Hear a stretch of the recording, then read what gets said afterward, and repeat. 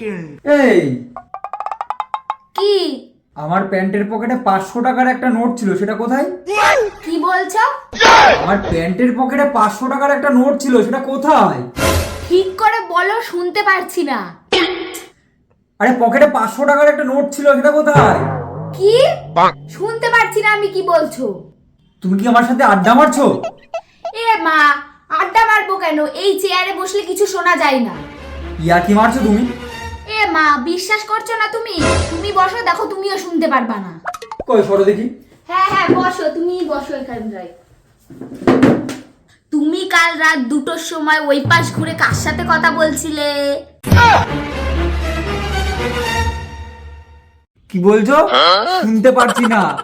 কাল রাতে কার সাথে কথা বলছিলে তুমি? এহে, কিছুই শোনা যাচ্ছে না। তুমি ঠিকই বলেছো, কিচ্ছু শুনতে পাচ্ছি না আমি।